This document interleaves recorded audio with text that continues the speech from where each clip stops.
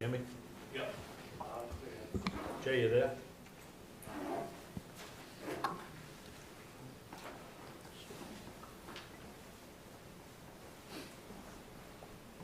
I'm sorry, I'm half snotty if you're looking for me. There you go. Okay. All right. Good evening, everybody. Welcome to the February 10th, 2025 Franklin Planning Board meeting. This meeting is audio and video recorded. It's also on Zoom, and the Zoom calling number is 312-626-6799, and the meeting number is 8899657324. Our first item of business will be for 759 Union Street. I believe is to be continued. You had a couple of questions, though, Amanda? Yes. They're gonna be short and brief because it was noticed to be continued. We didn't ask for everything. We didn't receive any new information, so I put it on the agenda, and that gets posted on Wednesday, so if no new information comes in, then it gets posted that way. Okay. So Yeah, so, you had just a couple of quick questions, I guess? yeah, so, I brought, with me, Michael Corey with Madoff and Corey, who's the, applicant's representative, just because there were questions that came up with Beta's comments and questions that came up with the board at the last hearing. And we just wanted additional clarification on it more so, but prior to moving forward with plan revisions. Because a lot of information and questions came about associated with zoning and what was allowed versus what wasn't. We are planning on responding to some of the legal portions of those questions in writing. But again, we don't want to expend additional funds with the client because that's going to determine how to move forward with the project. So I'll turn it over to Mike Corey and we can go from there. Yeah, I just wanted to, and I apologize, I wasn't at the prior meeting on December 16th. This is a 58,000 square foot lot in a commercial 2 district, vacant property. What we're proposing is an 8-unit, say 1,800 square feet each unit, to be rented to target tenants who would be startup tradespeople.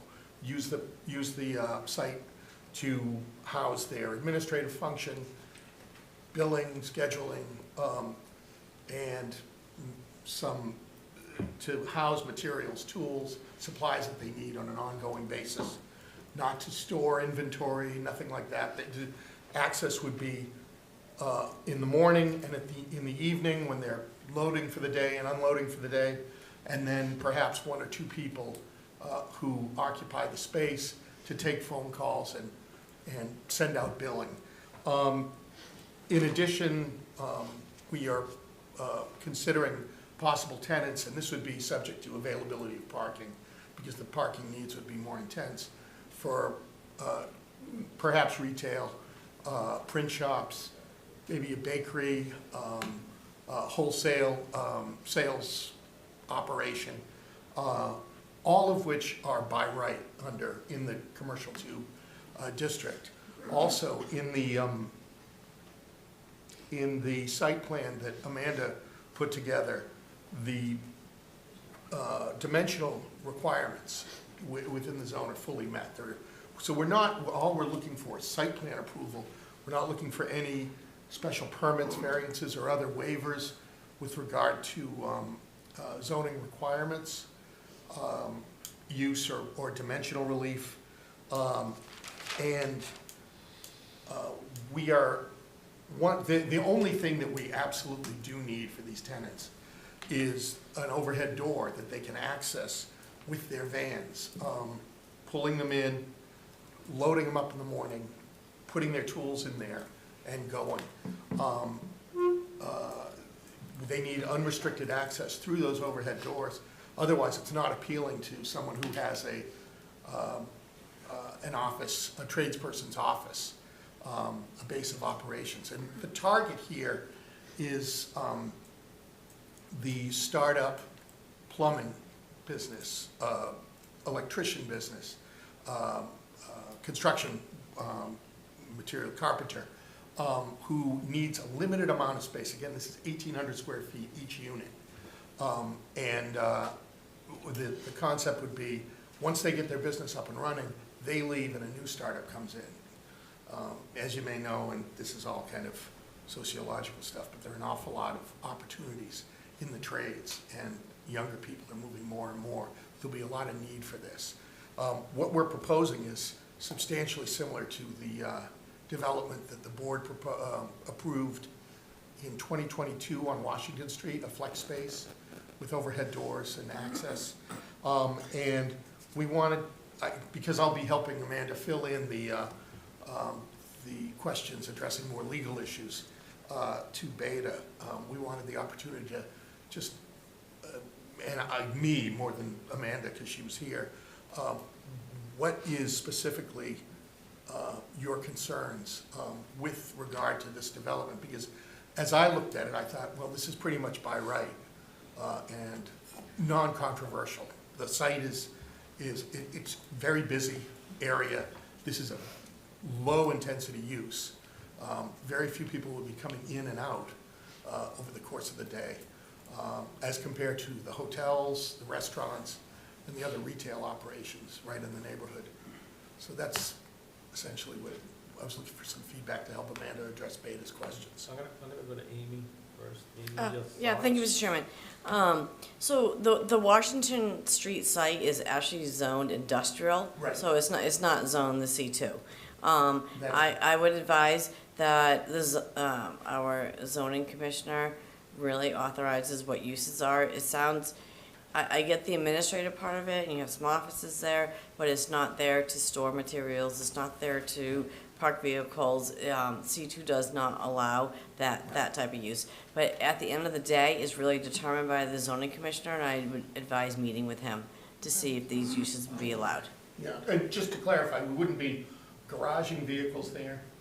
We wouldn't even be storing anything material. It's just a place for someone to put their tools. Say they have an apartment and they want to start a new business. They need a place to store their tools overnight.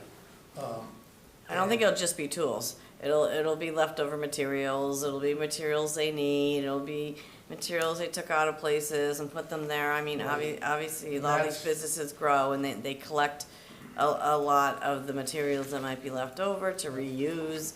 But I would advise speaking with the zoning commissioner to find out what's by right in that C2. Thank you. If I may, through the chairman, real Sure. quick, I just wanted to reiterate, or, go over the commercial 2 zoning district and the way it's enumerated in the zoning bylaws, that it was intended for office, retail, service, trades, restaurant, other commercial uses, and limited industrial uses in a suburban commercial environment, is the way it's described. And the business incubator and co-working space, which is specific to, it's its own item under the uses in the commercial, and it isn't allowed by right. As far as the tenants go, again, more so just trying to further explain the types of uses that would be there, because this really is gonna determine how we move forward with the design, and how we move forward with our client. And the type of facility, business incubator and flex space is similar to Washington, which business incubator and co-working space is also allowed. There's no definition on business incubator space in the zoning bylaws. There's nothing as far as flex development either that defines these type of uses. So as far as, conditions of approval for consideration for the board, the applicant's not looking for tenants that are, hazardous waste, car repair shops, something that's gonna introduce any type of environmental hazards. Those are type of conditions that the applicant would be amenable to. No vehicle repairs, small, and each unit's going to be leased out, and parking spaces and the requirements of what's expected to go in there are going to be part of the leases agreement. So just things that we wanted to kind of identify with the board. When we went to tech review back in, probably over a year ago, this type of opportunity seemed to be well received. Again, understood it's not the board that is at those hearings or at those meetings. But it's a type of use that we think is up and coming with people that are looking for inexpensive places to get going and start their careers and get their foot in the door and actually have a little bit of a space to have a little office or have a place for a trade that you don't have a lot in the area. That is a good location right near 495. Does anybody have any questions? Beth? I personally feel it's a good use. I like the concept of having incubator space for startups and things to that extent, knowing that there'll be turnover once they reach a certain point, they'll move on and bigger and better opportunities. I think what the board was expressing was just some concerns about the uses, which you noted. One clarification point, maybe I heard you wrong. Did you mention retail and bakery? Potentially, Okay. only if, because they're allowed by right, but what happens is you get parking I limitations. was just gonna say, that's in my comment, is that if you're Right. gonna go in the direction of retail and bakery, that's a lot different than Right, no, an absolutely. incubator space. So I guess from you guys, clarification, what is your preference? Incubator space for startup companies or retail and bakery? Because those are two Incubator different space. projects that we're looking at, and what you're showing on here, I don't think would qualify as being sufficient enough for a retail or bakery Right. space. Sorry. Oh, I was just gonna say, for the bakery spaces, those under the commercial, there's the footnote that they have to comply with the borough's vehicle service establishment protocol and requirements and parking. So we understand that they're not trying to provide like goods and services, to that extent as far as a retail where you're gonna have, car traffic pulling up and going in. These are spaces for people to start up, office, maybe if somebody wants to see a piece of tile or something, not showrooms, but more so for these newer entrepreneurs to get going in an inexpensive and great place and great location. So I think for me, if you're gonna go in the direction of the retail bakery, that you just have some condition of approval that says if you choose to go down the retail or Yeah. other use that requires a different parking schedule, that maybe you just come back. Oh, you- Absolutely. Yeah, We would have to, the only use that we would ask that the board grant, if it's even required in a site plan review, would be the by right uses. And that would be a space, small space for startup tradespeople. I will be responsible for drafting these leases, and we will have these limitations built in there. No one can be garaging their vehicles. No one can have their cars running for more than the brief period once they've brought it in to load it up and bring it back out. And these restrictions and requirements in the leases will be tight. I'll make sure of that. I'm on the zoning board in Canton.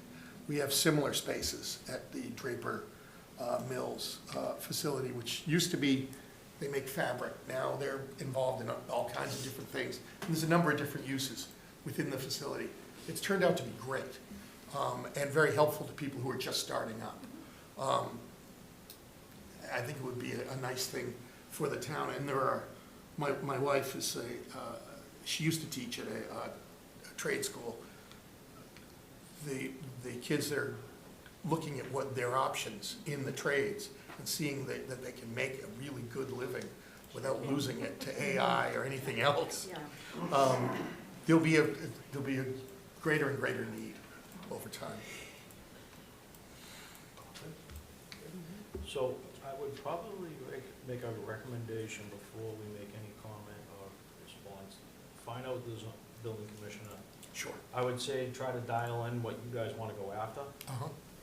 Get it tight, so that way there, when you come back, you actually have something on paper with something in front of us rather than bakery and whatever it may be. Right. Right. Dial it in a little bit more so we can make an educated decision Mhm. before if you can do that. But I would defer back to the building commissioner. Okay. And then we can take his information and work from there. All right. Terrific. Is that all? I was just gonna say, just in the sense that this wasn't necessarily public because we had continued it on the agenda, I had jotted down a couple of abutter concerns I feel I just want to reiterate since the abutters aren't here. They had made mention of a noise barrier for traffic in and out, and for visual fencing to shield the abutter view were two primary concerns. So since they're not here to say it, I figured I'd just bring it up. Okay. Thank you. very much. Thank you. Go ahead, Mark. Thank you, Mr. Chairman. I think another concern we had was at the overhead doors to prevent, I we think we wanted to made, give we it to gave double the doors okay to so go with a that, 6-foot door, so with, 6 to by prevent 8 people or something like from that. 8 bringing by in their 6. vehicles, because there are different requirements. Correct. Yeah, Yep. so the overhead doors is something I guess we would go through zoning as well, and what's allowed based on the use. So again, similar use to the flex space over on Washington Street. And I know they don't have bollards, they have the full-size garage door overhead. Didn't appear to have any type of trench drains or anything like that required for it, so. And specific to loading, to take place within the bays was, noted on the plan, so. Similar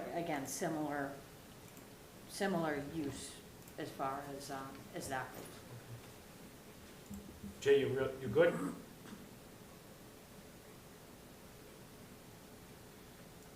Yeah, I think everyone kind of touched everything here. I guess I just want to make sure that we're being as open-minded as possible about the uses here, right? And that's really kind of it. I don't want to reiterate anything anyone else has said. Okay, good. Okay, so make a motion to continue 759 Union Street to Amy. March, I think it's March 10th. Hold on one second. Is there any way we can get on for the 24th? That one's full. March 10th. March 10th is the earliest we're getting busy. So make a motion to continue 759 Union Street till March 10th. Do I hear a second? Second. All in favor? Roll call. Roll call. Jay Mello, Yes. Chris Stickney, Yes. Beth Whirling, Yes. Greg Rondo, Yes, Jen Williams, yes. thank you. Thank you. Thanks.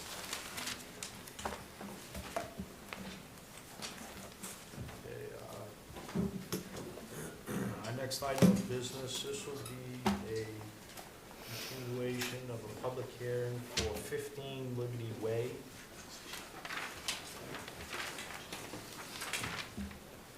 I could go to Amy first for a quick brief, please. Thank you, Mr. Chairman. Yep, last time they were on the board was back in November. I know that most of the items have been settled with the Conservation Commission, although they don't have approval. They were waiting on the final planning board comments for that. Beta has provided a report for tonight, maybe a few outstanding items that could be conditioned if the board decided to make a decision. I'll go to Mike.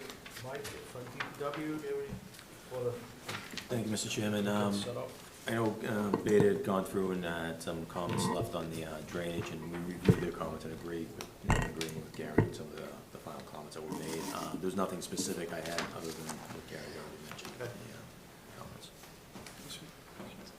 Why don't you just introduce yourself first? I'm probably gonna ask for a good brief overview, because I know Absolutely. Gary had quite a bit of comment, and I know you were still working through conservation. So if you want to just introduce yourself for the record, please. Yep, good evening, Daniel Campbell, Level Design Group on behalf of the applicant. Just a reintroduction of the project, because I know it's been going on for a little bit. The building at 15 Liberty, there's an intention to increase the parking specifically for trailers at the rear of the site, away from Liberty itself, on the back side of the building. Basic layout of new trailer spaces. The layout itself shows proposed lighting fixtures, which I can show you the photometric plan if need be. The lighting fixtures, new drainage. In the analysis associated with conservation and Beta's most recent comments, we've also analyzed the existing basin on site, existing swale off-site, as well as some of the drainage in the park that does drain through the property. Some of Beta's comments, I think at this point, are fairly minor. They're related to, for instance, width or height of the berm around the basin. One comment is related to the 1,000 square feet, give or take, of pavement in this area that's not being captured by the proposed trench drain, which is reference to the Conservation Commission. And the Conservation Commission essentially is waiting for approval from the Planning Board before they act. They've given us a clean bill told us to move forward as long as planning board is all set. When that occurred, I made, I believe, comment response 5 or 6 to Beta. We've done 2 since then, and I believe we've got 4 comments realistically outstanding, all of which are related specifically to drainage, with the exception of the photometric plan. And we had submitted the photometric plan. Unfortunately, I don't know what happened to it, but the photometric plan was prepared and submitted in December. So we're, as Amy said, hopefully, if I can answer your questions this evening, we can move towards a conditioned approval so that we can finalize these last few items with Beta Group. Okay. So I guess I'll go to Gary. You want to give us your thoughts? Sure. On what you... We went back through this again in terms of the stormwater issues, and part of this site is the fact that quite a bit of the upper sites actually drain through it now. Goes way back to the original Constitution Way. So if you look at the upper part of the parking lot, there's a diversion swale that actually diverts it away from the park and goes back into the center of the site. But the bigger issue is the detention basin, in that we've come up with quite a few issues relative to the detention basin in terms, and perhaps the most major one is that when we did the mounding analysis, the mound height actually does come up into the basin, which is in direct violation. So the only way to overcome that is that you're going to have to expand the overall and just reduce the overall depth, expand the aerial extent of the basin, and reduce the depth. The other thing is, he is allowing a certain amount of additional pavement to go untreated, and I don't believe that there is such a thing as a waiver from the standards for new pavement. So if he's not going to be able to pick up and treat what's there, then he's going to have to offset it and treat some of the existing to be able to offset that additional impervious surfaces. I'll defer it back to Mike, but I don't even believe that anybody, we can actually grant a waiver, or if there's any such thing as a waiver associated with the stormwater standards for that type of increasing in overall pavement. Other than that, yeah, the lighting, there are no abutters. There's no real issues. He is proposing quite a few trees and quite a bit of landscaping, even though the abutters are not. It's really tucked in the back. So it's really just a stormwater issue at this point in time. Okay. Mike? Mr. Chairman, if I just tag on to what Gary had said. So just to confirm that there is no waiver process or to deal with anything like that. So if there's about 1,000 square feet or so that's missing, that's not being treated, we're okay with treating it part of the existing pavement to counteract that. So at the net change at the end of the day, it is being treated. So we're okay with something like that, but there is no waiver process, so we can just eliminate that altogether. Okay. And I agree with his comments regarding that. That's something you can make work? And we're happy to. In some of the back and forth, one of the things that I was explaining to Gary, I don't know if Mike had gotten it, part of the problem that we had with conservation is our original intent was, for instance, to clean the swale that's off-site and make it function the way it was supposed to as part of the improvements to the overall site. Conservation has asked us not to do that. We intended to clean the existing basin on site, again, making it function the way it was supposed to, because it hasn't been maintained by either the park or the town. Conservation Commission has specifically asked us not to do that. So it is what led us to where we are today, but as far as capturing the 1,000 square feet, I will figure out how to get 1,000 square feet somewhere else on the site into a basin. Okay. Mike, is that something the town could clean to help the industrial park? I know it's privately held, but it hasn't been cleaned. So that is something for the association for the park itself, that they own the drainage there. The town's responsible for the roadways, which we did pave probably about a year ago, a couple of years ago. But no, the drainage in that area, it's all maintained by the association and under the jurisdiction of conservation. So even if the town, if it was town owned, we would still have to coordinate with conservation and do something like that. So it's nothing we can really do.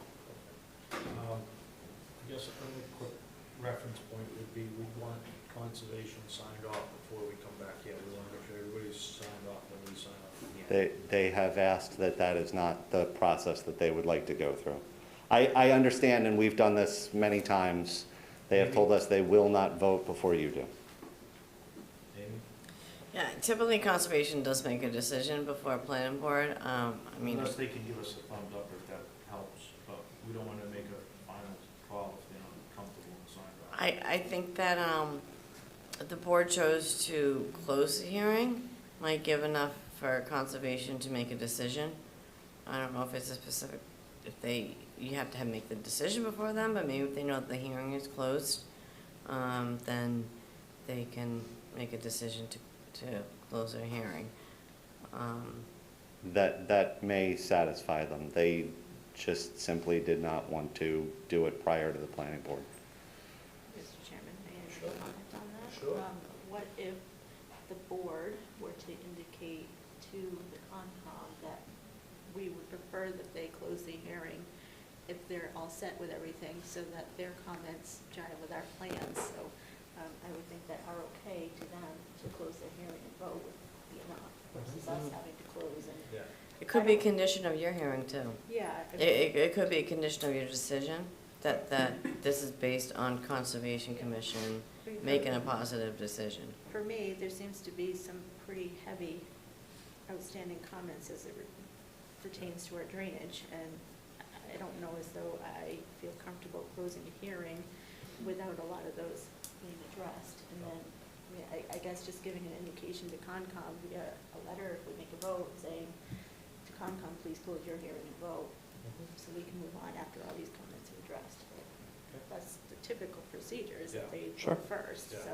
Yeah. That way we have all the information in front of us, signed off by everybody else. And I agree, and that is what we've attempted to do to this point.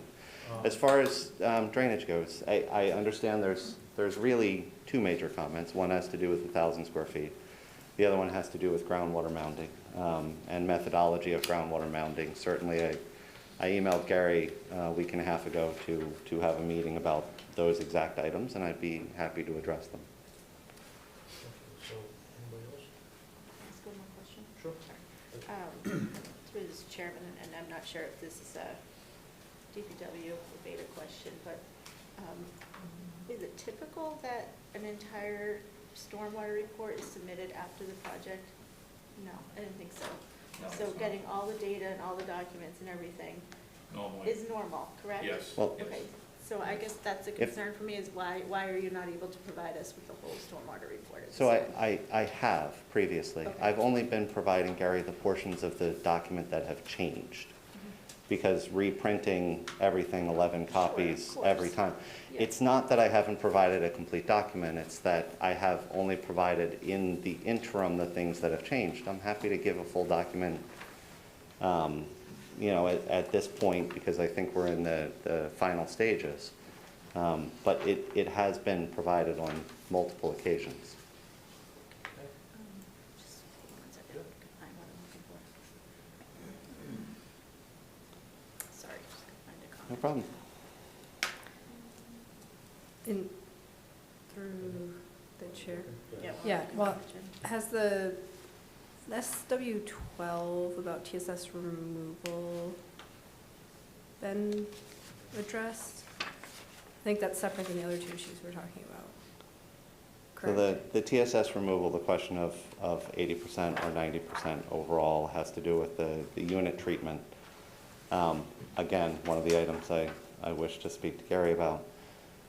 We have projects that were approved in the last 8 months that are using the treatment exactly the way that we have specified the treatment. He's asked us to do it a different way, and that's fine. I just need a little background on it.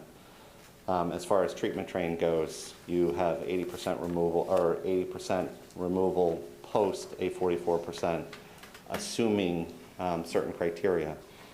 So I just need to work out the numbers with Gary as to why we're back down to 44 on this specific unit that's TARP tested at 72 to 76. And again, it's purely that I haven't been able to have a conversation. You find it? I did, I'm just trying to understand it. So when you submitted the initial report, I think there's a comment in here that says not all attachments have been provided, that the initial report you submitted did contain the attachments? Absolutely, Okay, and then revisions have been made throughout, correct. Based I upon simply comments. didn't reattach maps and things of that nature. just, it seems to be a consistent comment from Beta that the attachments haven't been included. So Gary, through the chair, the attachments that you're referring to are from the original report. Are you looking for new attachments or what? Yes, New because attachments? part of this is that the site design has changed so dramatically. Mhm. You know, if you remember right, the first one, I mean, the parking lot went all the way down to the basin, then it got cut back, then it went from a subsurface infiltration system to now a detention or retention basin. The issue with the drainage swale up at the top side, in terms of what was coming back off of Constitution Way, has changed. So there's been, it's been evolving and getting closer and closer to a finish line, but, you know, I've been getting it, you know, getting it piecemeal rather than a complete report. And I really don't need the paper. I mean, I know Amy would like the paper, but, you know, in all fairness, the only thing Beta requires is the electronic copy. We're pretty much used to it, so the issue of that, you know, 11 copies, we only want the electronics. So just so I can make sure I'm understanding correctly, you want him to send you a complete copy of all the attachments dating back to the original with all the changes, correct? That's correct. And that will satisfy that comment? Yes. And while it sounds like maybe this is something that's been done at the beginning, I'm he's looking for an electronic version, you don't have to print 11 copies? I'm Just I'm get happy the to, as electronic. long, it technically doesn't meet the requirements of the planning board. So as long as the planning board and Amy are happy with that, I'm more than happy to produce it. So I'm not sure we're happy with it, but just so he can review it, I think that's what he's looking for, so. That's fine. Yeah. Okay. So basically, it sounds like final review with Gary. Yep. Final reports addressing all the changes throughout the whole timeframe. The photo electric came in. Mhm.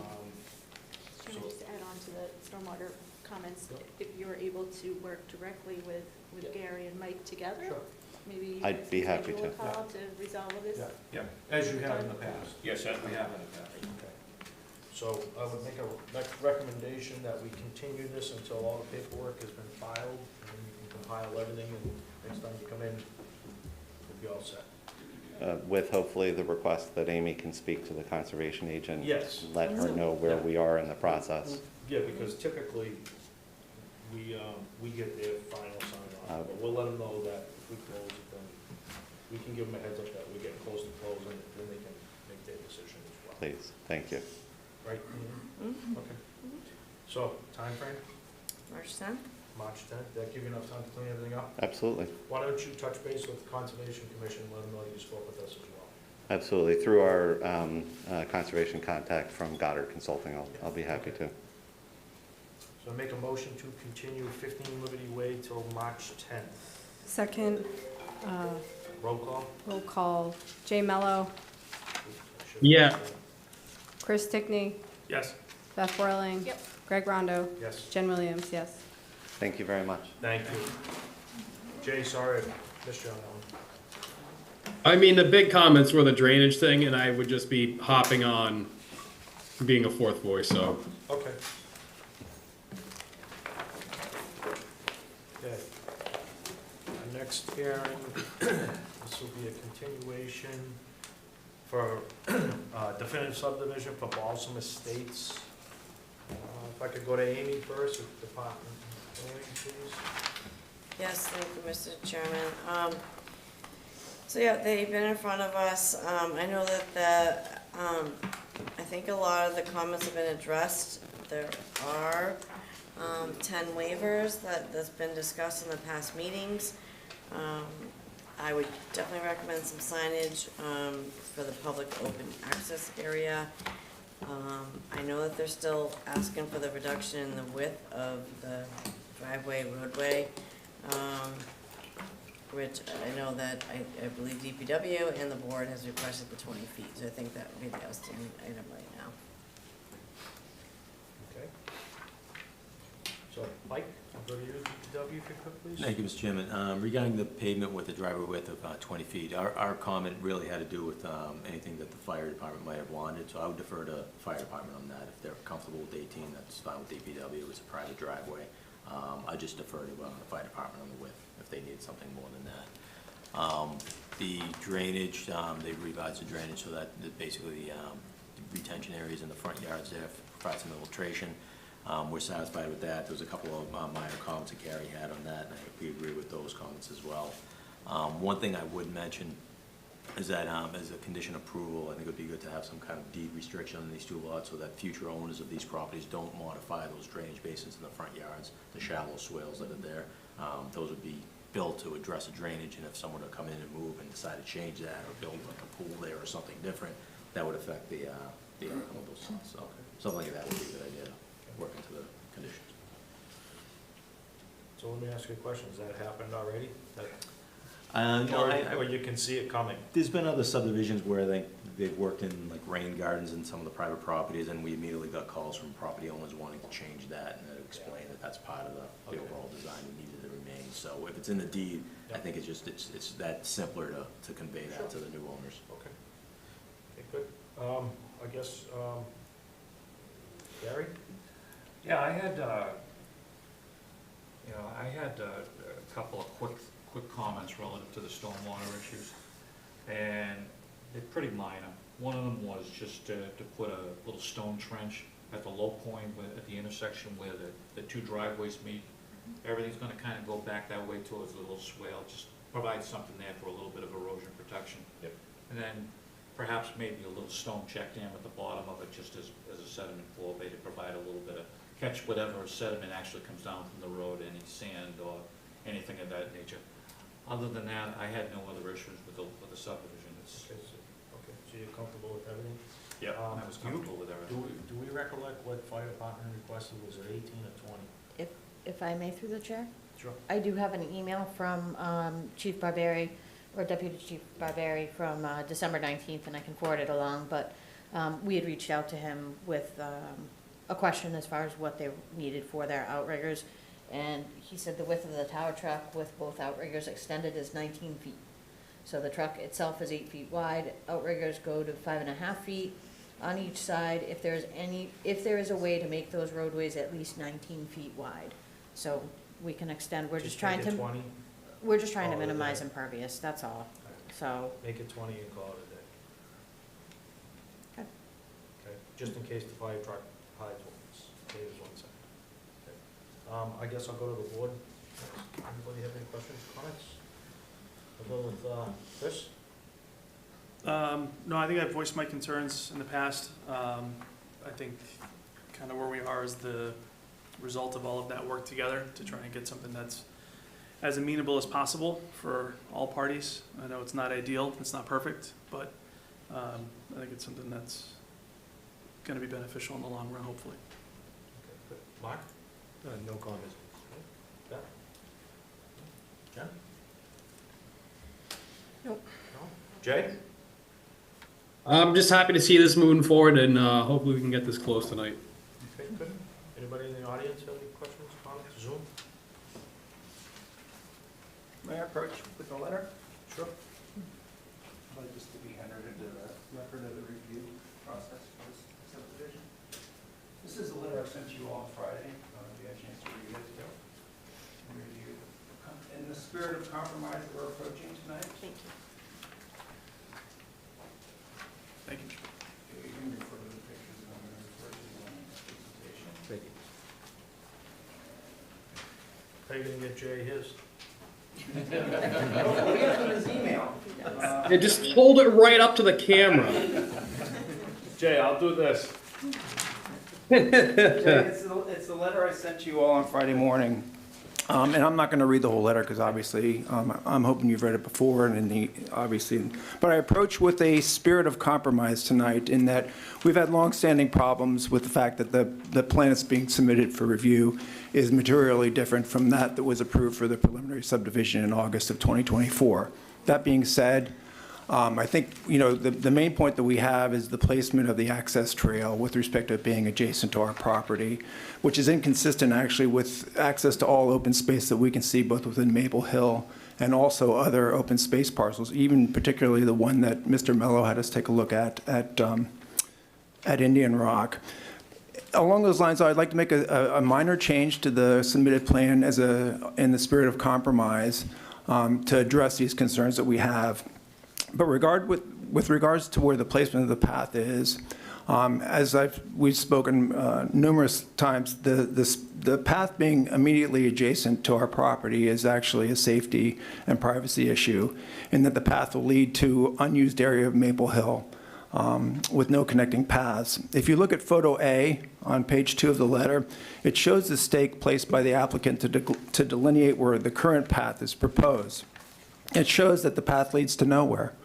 Alternatively, there's another break in the wall about 65 feet to the right of the currently proposed path that actually connects to a pre-existing trail in Maple Hill. And you can see that on page 2, photos B and C, I tried to show you a picture of what that looks like, and you can see the trail going beyond the stone wall. If you look further on photos D and F on page 2, you can see that the currently proposed trail is going to leave our backyard open to pedestrians, dogs, walking down the trail that we're going to see sitting on our patio, that, you know, they're going to see us, we're going to see them. It really is an invasion of our privacy, particularly if there are dogs that are on a leash, not on a leash, that would get free, and that frequently people walk in the Maple Hill space without dogs on a leash. I know we have a leash law, but that's the way it is. We're not really requesting any special consideration. Rather, what we'd like is the access to Maple Hill to be consistent with all other access points to the space, as well as open space parcels such as Indian Rock that I alluded to earlier.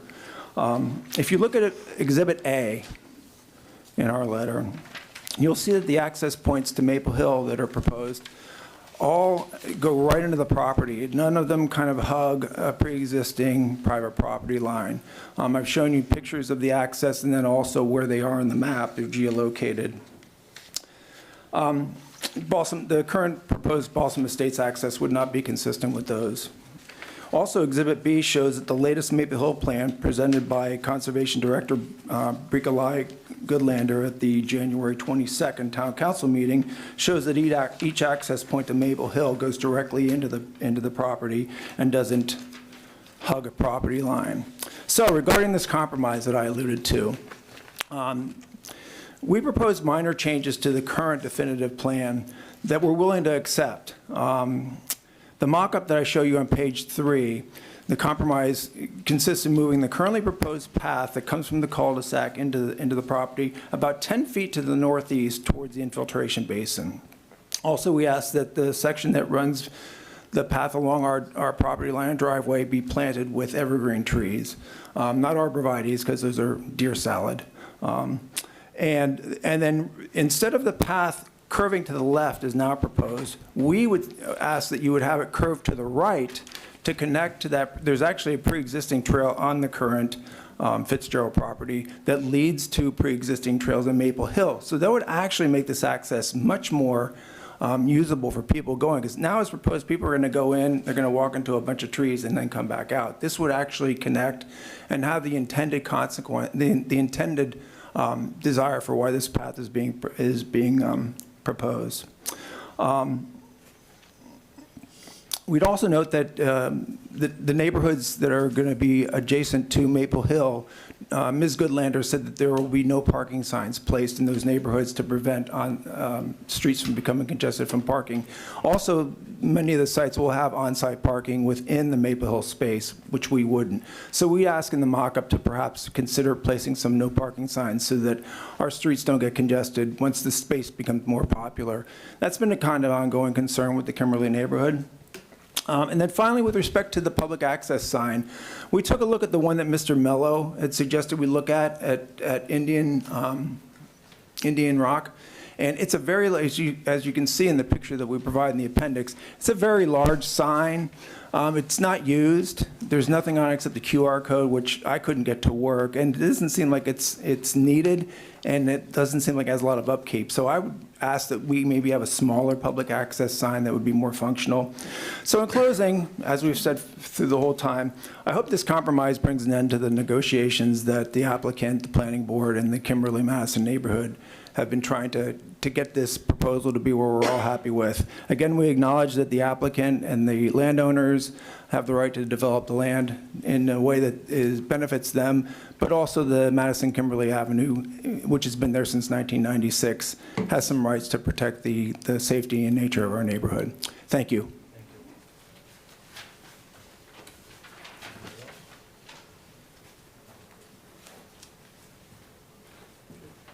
Introduce yourself for the record, please.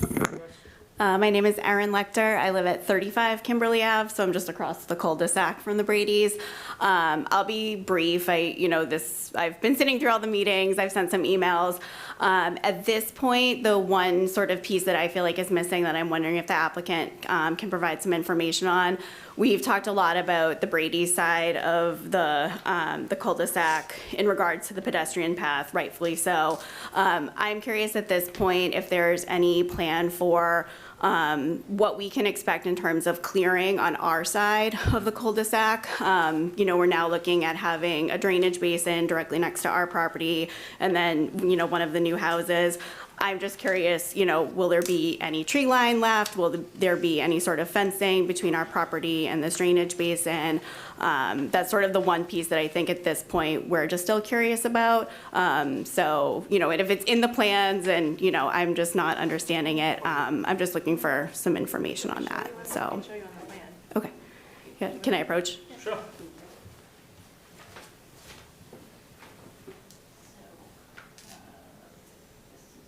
Yes, so this is your limit of work, so here, if there's trees. It's all natural. Okay, this is remaining. Okay, so then they can't clear anything No. outside the limits of work. Right, perfect. They need to mark the limits of work before they start. Before it can start. All right, thank you very much. Thank you. If I may, through the chair, just for clarification.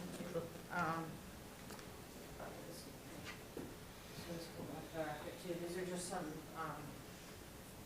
ideas, just so you can kind of see what the basins will look like from a visual. There's two different, They're very shallow. they're very shallow, 18 inches. I feel like this would be helpful for the resident to see as well. Yeah, so Okay. Just more so. You can give mine to the residents. Yeah, you can give mine, or, Yeah, just so you can, Thank you. I'll get to another one. But more so just for a visual, that it's gonna look like lawn area. Thank you. And just kind of trying to keep with the natural grade of them. So just an idea of what it's gonna look like, is trying to maintain that natural lawn look, and then in the deeds, there'll be documentation with exhibit plans on how the areas need to be maintained, and we weren't opposed to the conditions that Beta had, the last three comments, recommendations to go as conditions of approval, to get this thing finalized. And as far as the pedestrian easement, I see that image of the public access sign. That's not something that we were envisioning by any means for the property. The easement's being provided as public access, and it's really intended for people in the neighborhood that are walking around there. It's not going to be a main trail. It's really intended for anybody within the area that's going to access it, where it is to just two additional homes, just to not cut off that open space to the Kimberly and Madison residents. through the chair. Sure. Just to address the residents' concerns or a point of clarification, could we not, I know when we spoke in terms of this path being carved, it being as natural as possible, but is there no way to connect to an already existing natural path versus creating a new break in the wall or connecting to something that's not a path? So there's already a break in the wall at the location that we've shown on the plans. And what we had the applicant do was go out and, again, going back to what Jay Mello had said before, is think like a deer. and we're trying to maintain, you know, as minimal disruption to the natural area as possible, and just allow, you know, a footpath for people to walk through, so without not wanting to create a, you know, something that's gonna be an eyesore or something that's gonna draw a significant amount of people to it. It's more so, again, intended for the residents of the area, to be able to access the open space off of Kimberly and not have to go drive around or go to another location. And Sure, it's- but, sorry to interrupt you, but what I'm asking is if I'm not saying create a new path, because I agree, we had that Yeah. conversation, but if a natural path in the woods already exists, why would we not connect to that? So A trail that people are already using. Well, it is kind of. it is kind it's of kind of there But already. there's already breaks in that wall already. And But in this terms of area- where it's connecting beyond. Right, so it's multiple going, paths. so this is about 30 feet. So you're going up another 30. It's one half one, one half of the other. People are gonna walk through there. This is the area that's changing. You know, that impacts a lot of this. Changing that easement is gonna impact a lot of the design. Go ahead. Thank you, Mr. Chairman. I'm familiar with the Labasti property for the better part of 40 years. And I'm familiar with the Fitzgerald property for the better part of 25 years. Henry Labasti used to cut trails all through his property. Some are still there and some have grown in. In the area that is being questioned on his property or on the town property is a section that has very short stubby pines that have grown in because they haven't been accessed. It doesn't mean the trail isn't there. It just means that it's grown in. So it's there, and there are other trails that are gonna be there because they've sort of grown in. I bring up the word safety and privacy, if I could, that the abutter brought up. The center of the path is at least 20 feet to the property line. And I'm gonna have a no-cut zone from the property line to the center of the path. It will remain natural. I'm not touching anything within that 20 feet, with the exception of the width of a footpath. As you go north, where there's a jog in the property, where it is 32 feet, you can see it on the plan, to the property line, because there's a jog. So there's 32 feet there, plus half the width of the easement, it's 37 feet. So I'd like to bring up just the zoning part of the setback. In residential 2, you have to be 35 feet to the property line with the edge of a house. So if you take the edge of the house to the property line, you have 35 feet. And then if you take from the property line to the center of the footpath, you have another 20 feet. So there's 55 feet, which is the width of this room, from that wall to that wall. I don't see how privacy is impacted when the footpath is from there to that distance. I can tell you from my 28 years of living at Deerview Way, which also has access to the Labasti property, and there's a trail there. Those that have used it have walked from the neighborhood that I live in, and they come from Winterberry, or they come from Dover Circle, whatnot. I don't envision people from, there might be one or two, King Street, that will drive up, park in the cul-de-sac, and take a walk. They might do it on that side, they might do it on the bridle path side, they might do it on the Deerview side. So I don't envision like the way they park on Winter Street for a baseball game. You know, I don't see that. I've lived it and I haven't seen it. And I'm not saying it because I'm before the board tonight. I'm just letting you know. If I could just talk about those two basins, and they're not really basins, they're depressions. The subdivision regulations have made me do that, even though that property drains.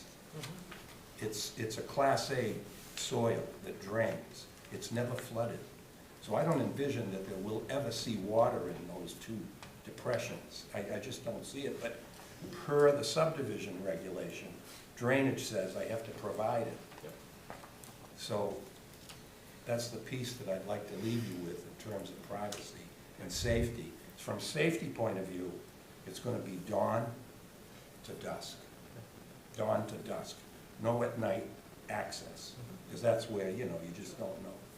That's all I can say. Thank you. If anybody has any questions, that's what I can say. Okay. Beth? Yeah, sure. So, Mr. Brady, I appreciate you bringing in photos are really helpful for a lot of things. We don't know the area well, and so seeing is really important, I think. For me, I think we've kind of come to a spot where maybe the abutters aren't 100% happy, but we're worked out in a long process now, trying to get to a point where we can move this forward and close it and improve.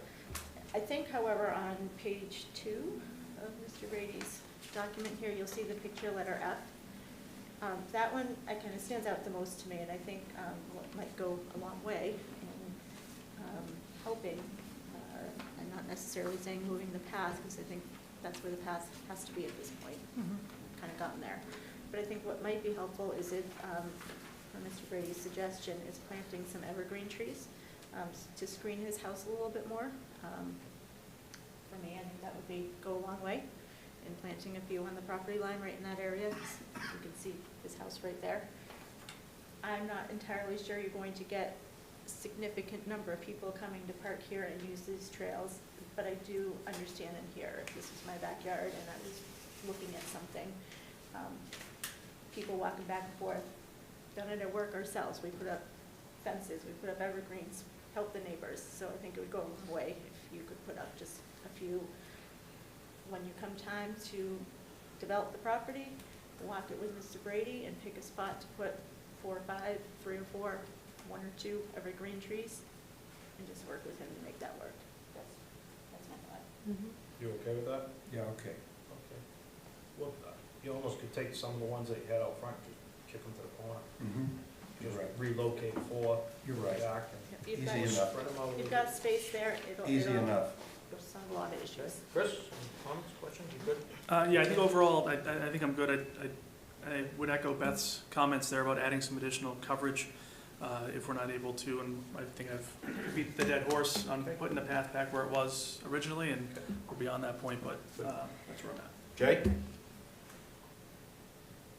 I got nothing except, pine trees can be a little thin once they get big, so you might want to encourage something a little bit more ground cover growth. But deer love all that stuff, including pine trees, so I think anything is going to be tough there. Okay. I just want one point of clarification through the chair. I see that there is, and maybe this is a question to Amy, I'm not sure, but waiver requested to allow for no stormwater management component. Is that separate from what's currently on these plans, or is that? If I may, through the chair. So that was an original waiver when we had come in initially, and it was waiving the stormwater subdivision standards where it was a 2-lot subdivision. And the Massachusetts stormwater standards require for anything less than 4 houses, you don't need to comply, but the bylaws, local bylaws for chapter 153 in the stormwater for the town push us to those, so that's why the basins are there. So everything that we've done actually complies to that, so that waiver is no longer. Okay, so that's what I want clarification, that Yeah. waiver could come out I think of the waiver- request. Okay. Waiver number 1 should come out too, because we're 18 feet is not what we're asking. That'll And be that a could be a revision to 20 condition. feet. That should be Yeah. 20, Revision right? to 20 feet. Yeah. Okay. Anybody else? Nothing? All right, make a motion to close the hearing? Mr. Chairman, do we, before we do that, do we want to just kind of go through what the conditions are, so everybody's on the same page? We added a few here, I right? was gonna make the conditions part of, after we But close it. just adding in the ones that we talked about Oh, tonight. yep. Just to make sure, adding evergreen trees along Mr. Brady's property line, or some additional plantings. You guys will work that out. A deed restriction for drainage basin, to ensure, is that one of the ones that's already here? For Mike? Yeah, for Mike, that no future changes to layout of stormwater structures occur. A small open space sign, roughly what, foot by 2 feet, something like that? That's all. Thinking We're of not zero. looking for a For the kiosk. most of the No, town. no, it it would No be kiosk, yeah. small 8.5 by 11. Yep, and then a Yeah. stone trench where the driveways meet with a deck dam to mitigate erosion. Is that accurate? For Gary's comments, yep. Okay.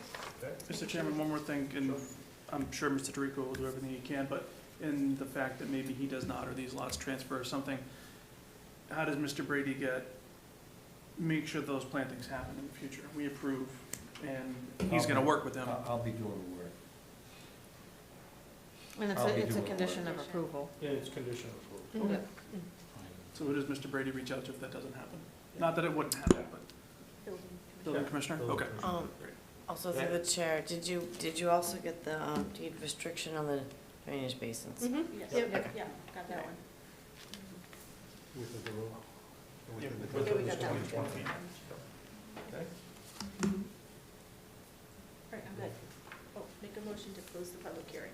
Second, Second. roll call vote, Jay Mello, Yes. Chris Stickney, Yes. Beth Whirling, Yes. Greg Rondo, Yes. Jen Williams, yes.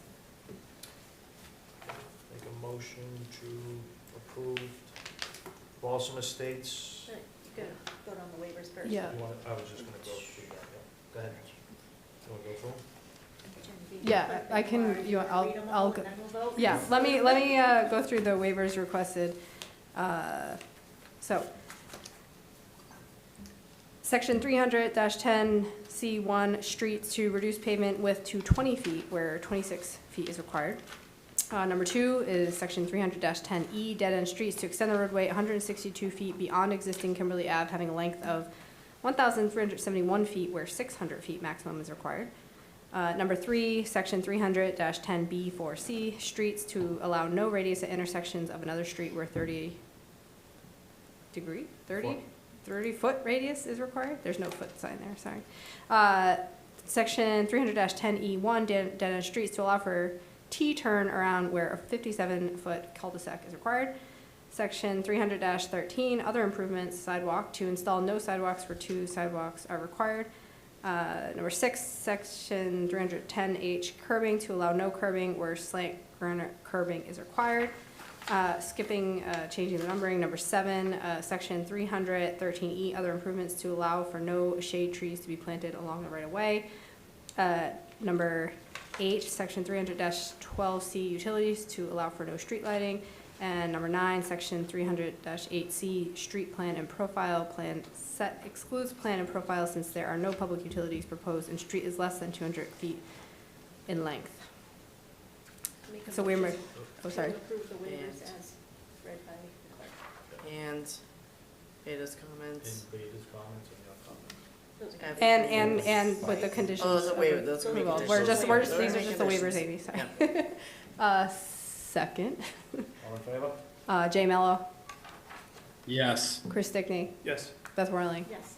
Greg Rondo, Yes. Jen Williams, yes.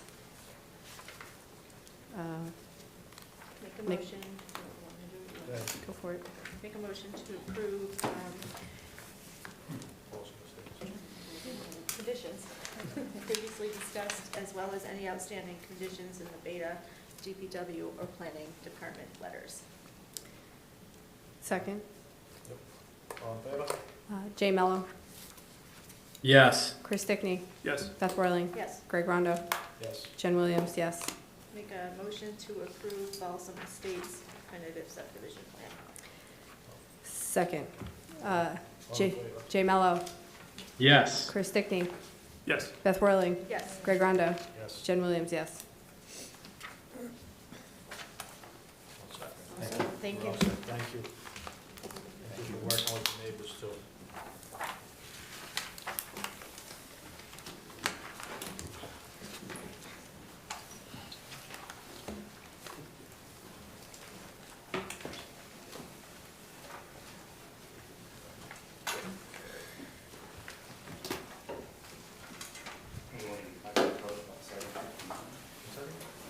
These are from 759 Union. Oh, 759 has already gone through. There's a couple quick comments and questions. And it could continue till March 10th. Yes. Okay. So I have to put that in, or? Yeah, it was just they had some reference questions, we diverted them to the building commission. So it's still an open, yeah. March 10th, okay? Thank you.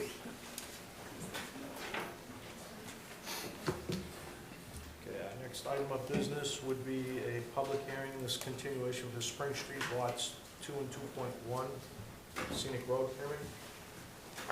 Let me go to Amy, Department of Planning. Thank you, Mr. Chairman. As a follow-up from the last meeting, I know that the board had requested to try to get outside attorney representation.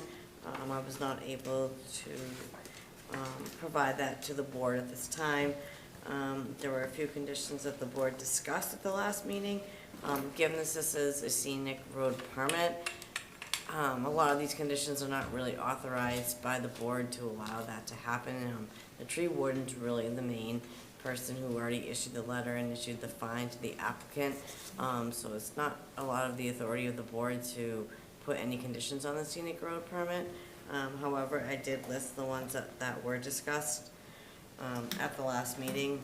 Also, a letter has been provided by the applicant's attorney, providing just kind of their summary of the project and the scenic road permit to the board. Thank you, Mr. Chairman. Thank you. I'm gonna go to Mike and Gary, because neither one of you saw it, because it was, I didn't have Gary review it. no, Mike. So, if you want to just introduce yourselves, please, for the record. Yes, thank you, Mr. Chairman. Good evening, Michael Doherty. I'm an attorney here in Franklin, and with me is Mike Dean, our engineer for the project.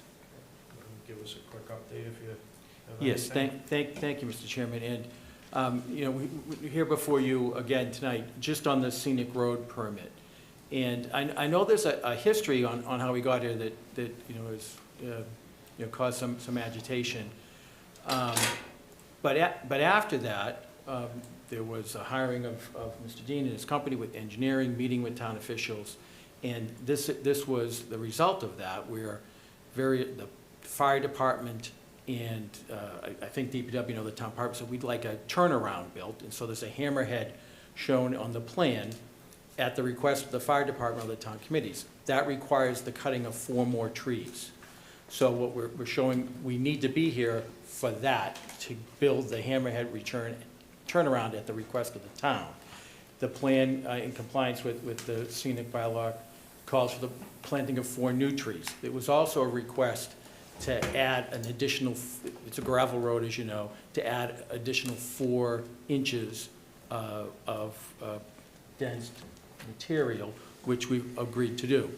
So the plan shows the turnaround area, the removal of 4 trees, planting of 4 new trees to replace the 4 cut down, and adding 4 inches of stone. I think this part, the things we're requesting benefit the town. The emergency turnaround benefits the town. Adding the gravel on the road benefits the town. And this is, I know the roadway is a roadway that there was a problem before that caused the fine, but this is part of the remediation, if you will. And I know we've been here a lot, and we're happy to answer any questions, but we're hoping that you'll consider it and vote favorably this evening. So, just for everybody to be aware, the fine was for the trees you cut illegally. And that's it. There's still the damage to the town property, it's still an issue. So before I go, I'll go to the board, if anybody has any questions or comments first. I'll go to Mark first, if you... Thank you, Mr. Chairman. I just have one question. Has the applicant filed for a permit for the alteration of the byway, the public way? No. And why would that be? There isn't a need to, that I'm aware of. Okay, Jay? You're versed on this one? Yeah, I think my question's still more like, you know, less with the applicant in general, or less with the applicant specifically rather than more with the process in general. You know, I'm not sure how the planning board doesn't have input on the alteration of a roadway. It doesn't line up with chapter 81G, and it's not like anything I know about chapter 81 provides an exemption that the town can provide that responsibility to officials instead of the board. So I still kind of haven't gotten resolution on that, and that's kind of where my curiosity stands on this more in general. Okay. Good? Chris? Thank you, Mr. Chairman. My concern from the beginning has just continued to be, I think that this was done absolutely backwards from start to finish. Regardless of the applicant's remorse at this point in time, it's put us in a position where there is now a way that exists that may or may not have, or does have potentially access to 3 additional lots, which benefits the applicant tremendously. Puts the town in a position where now they're maintaining a road that isn't built to town specs, and creating future opportunity for additional expense to the town. And weighing that against the opportunity of, if we don't move forward in an approval, from my own personal opinion, that we're putting the town in a position of expense because they may have to go to court and then battle that. And outweighing those 2 facts, I think, is extremely cumbersome and challenging and unfortunate, and I think the town is in a terrible position here based off of the applicant's actions, which seem to be, and at least in our opinion, were done unilaterally and without good faith, in my opinion. So I think all of those things considered, I have a lot of bad taste in my mouth on this one. And I understand we're here to talk about the Hammerhead because that's now where we're at, but I think there are all these other things. I think it's unfortunate that they seem to be just getting swept away. Okay. Beth? Yeah, this is a tough one. Because I know we're here to talk about a scenic road and putting condition on the scenic road that we're asking for, not necessarily something I feel we have the purview to do. But as everyone has said, how do we address those concerns that the planning board has? Because scenic road permit is not the right place for it. The A&R plan was not the right place for it. So unfortunately, we're not really given a place in which we can express that this isn't right, which we've established wasn't done right. We know that. The fee was simply for the scenic road where the trees were cut down without permission. But if I'm thinking about it, if the town really wanted to go further with it and provide you guys with, or your applicant with a fee for the destruction of town property, they would have. So in my opinion, we're not gonna get anywhere with that. So I think at this point, in looking at it cut and dry, what we have to do is approve a scenic road permit. And to me, we have a letter from the DPW director who's fined you for the trees already, and is indicating that you need to take down 4 additional trees, so that's Yes. why we're here. Yes. So for me, and looking at it in very black and white terms, I don't have any issues approving your scenic road permit. I've expressed that I'm super angry about how this was done, and I'm disappointed that our town upper administration, and I'm not pointing fingers at anyone over here because it's beyond you guys, I'm disappointed that they're not taking further action. And they can, they just don't want to. So for me, scenic road permit, I don't think we have a choice but to approve it. That's how I feel. Jan? I agree with all of the said above. I mean, you, particularly Chris and Beth, said it very eloquently. I don't think from a legality standpoint we have a choice here with what is directly in front of us. The Department of Planning was denied the ability to bring on another attorney to look at things further. I think all that being said, to Beth's point, what maybe could have been done separate from this is out of our control, and the whole situation is really upsetting. But strictly what we have before us today, it is what it is. And that's what's going to go on record, is that decision and not all this backstory, unfortunately. I do wish the town would do something about it, but that's all.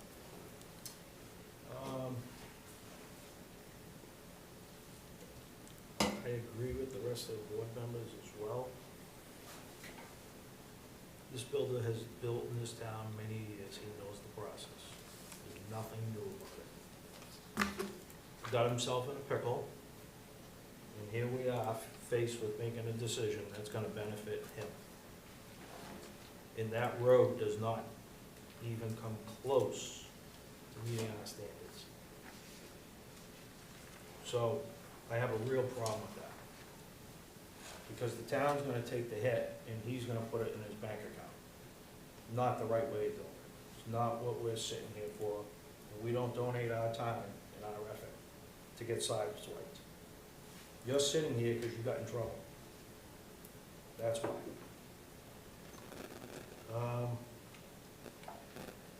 I'd like to see the applicant take legal and financial responsibility for all the frontage of that roadway in perpetuity. Let them maintain it. Why should the town, why should Franklin taxpayers accept something like this to maintain something that doesn't meet our rules and regs? We asked if you can put pavement, you push back. We asked about drainage, you push back. Basically, you're saying no. Well, may I respond to that? Sure. First, I certainly, after all this happened, my client came to me. This was not, I'm gonna just shove this on someone. He didn't know it was a scenic road. He made a mistake. The people do make mistakes. Incurred cost hiring an engineer, incurred cost hiring a lawyer. I promise you, no one likes paying lawyers. I can tell you that for sure. No one likes paying engineers. The scenic road isn't as much, you're cutting a brand new road to access 3 lots, which is substandard to the town's regulations. That's where I have a problem. If you get a fire department stuck up there, a school bus or a DPW truck, or anybody gets up, who's gonna get called? DPW is gonna get called, fire department's gonna get called. The town's gonna incur the cost for those 3 lots for future, okay? Why doesn't the applicant put some money aside in a bond to help offset some of the costs that the town's gonna actually incur over the next year, over perpetuity? Because you know what's gonna happen? Those 3 people are gonna come up here, and they're gonna bitch to us day in and day out, and to DPW, and to the rest of the town, because the road's falling apart. It's got potholes, it's eroding, it's doing this. That's why we have rules and regulations for new roads, okay? If you guys came and we gave you all the opportunity to come back with a subdivision plan, as it should have been, you'd probably be building right now. This went in over a year ago, and we found out through the grapevine. So it was done behind the planning board, and it went through DPW. And it was done totally incorrectly.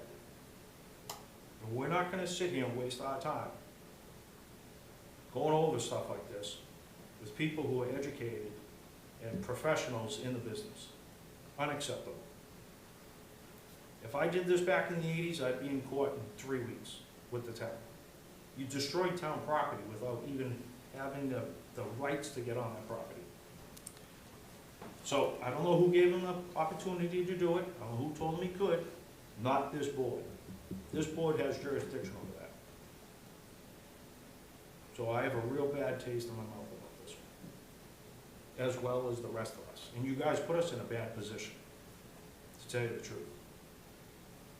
So I think it's up to the applicant to show face, to show that he wants to do work with the town, come up with some financial responsibility for it.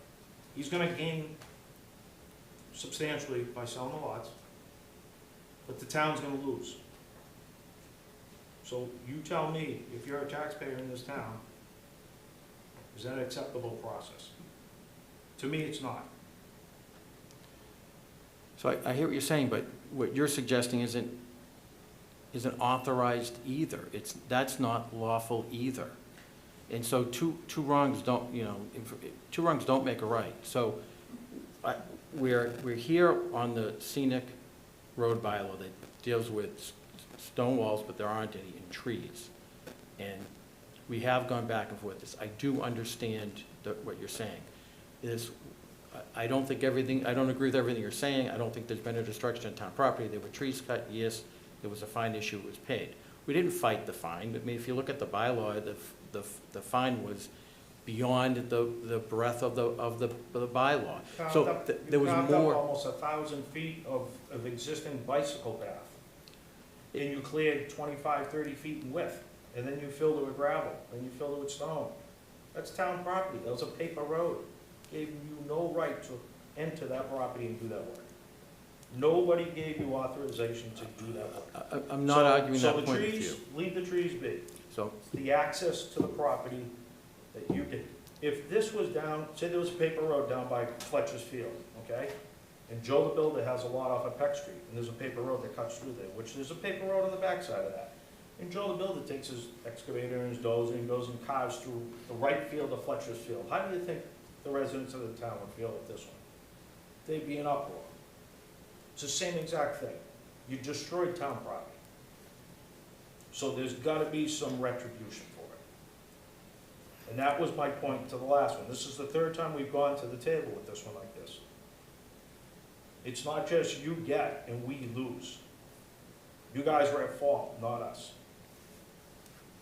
Mr. Chairman, if you don't mind me speaking. Sure. I'm trying to find the right way to say this. I feel very much how you feel. However,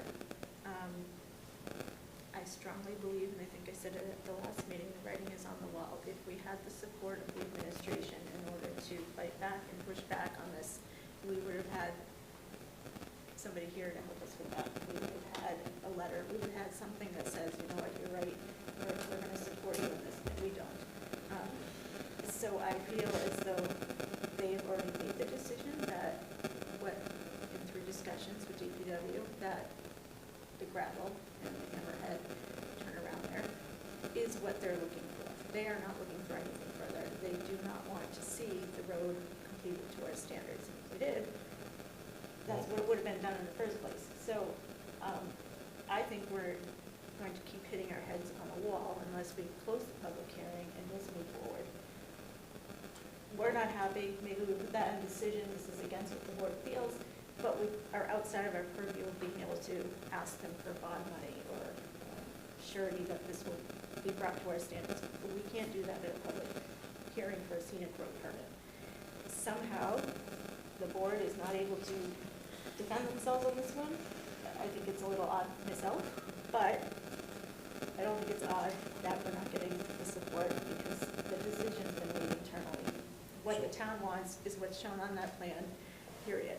So, We're not gonna get anything else. so And they're not gonna defend us if we go to court. maybe we have certain department heads write the planning board a letter accepting that they're gonna take responsibility for a gravel driveway that they're gonna own in perpetuity. That is town administrator, town attorney, DPW director, and fire department. The people that are gonna end up utilizing the road. A letterhead specifically stating that they're gonna take full responsibility, and that the planning board is not in favor I of think, this. I hear what you're saying, and I think it's two separate issues. We can do that. We can vote on the Spring Street scenic road permit as submitted for the request to remove 4 additional trees. As a board, I feel we can ask Amy to direct a letter to our town administrator stating how we feel about this and what process we want to see moving forward. And we want something in writing from the board, department head saying that, yes, this applicant is accepting responsibility for this roadway in the condition that it's being put in, and nothing will come back on the boards. I think that seems like a reasonable solution. Or the town and its residents, because they're taxpayers. You know, you gotta assume they have curbing, asphalt, drainage. It's a proper and safe means of getting in and out of the place. If somebody gets hurt on this gravel road, what do you think's gonna happen? Lawsuit, okay? They're gonna come back after the town. That's why we're pushing to get it done correctly from the get-go. So I agree with that, and I think we can address it in a Yes. separate letter of the planning board as members addressing how we feel that this was done and presenting that to administration versus their scenic road permit, which, two separate issues. So we get the letters prior to any building permits then? I mean, I think So This it's is separate, it's like what, a general business? I don't think so. I think Well, it no, just no. has to be our expression to the town administration. We can't make them do anything, if you ask me.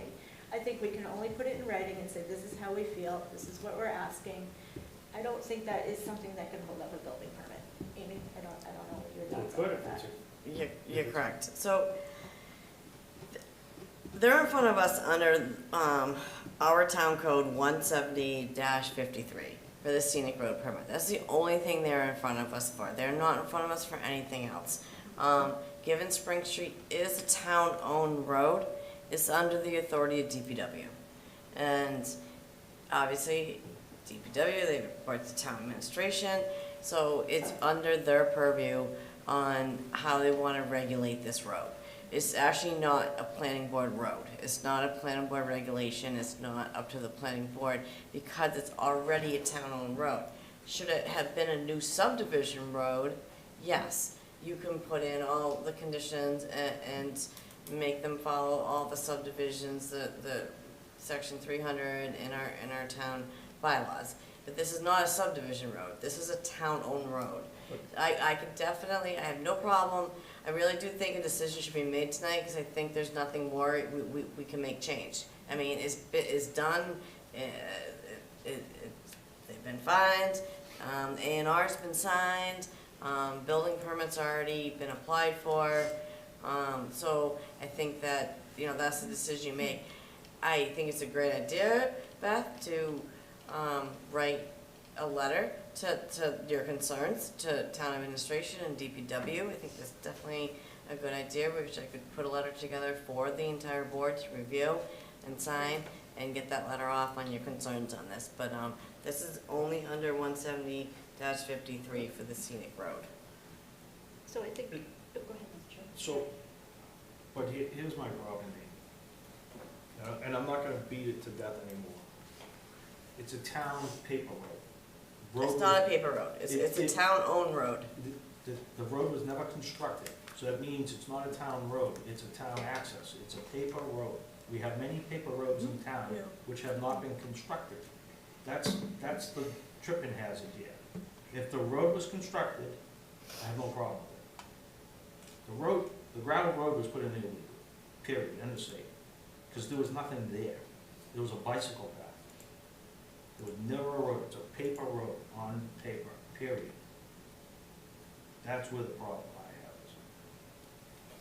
So, So, Mr. Chairman, I think that maybe closing the hearing and voting on the scenic road permit in front of us, and then as a board, maybe have a further discussion under general business to outline what we'd like Amy to say in a letter to administration from the board expressing our concerns and disappointments. Would that be appropriate?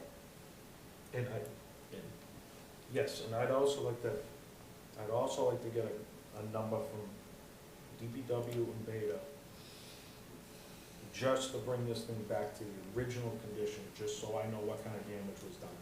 That We is don't have after- funds for Beta. I don't have Excuse me? funds. I don't have Beta involved in this All right, project, so so there's Mike no will look for a funds. number to put it all back to its original condition. I wanna know what kind of damage was done To restore the work. to the restore, applicant had yep, agreed to. take the gravel up, or put everything back together as it was. And I don't need a number now, I want a number on paper so we can actually defer to it at a later date. So at this point, I make a motion to close the Spring Street Scenic Road public hearing. Second, Jay Mello, Yes. Chris Stickney, Yes. Beth Whirling, Yes. Greg Rondo, Yes. Jen Williams, yes. Make a motion to approve the Spring Street Scenic Road permit for the removal of 4 additional trees to accommodate roadway improvements as per DPW. Second, Jay Mello, Yes. Chris Stickney, Yes. Yes. Beth Whirling, Yes. Greg Rondo, Yes. Jen Williams, yes. Thank you. Thank you. Thank you.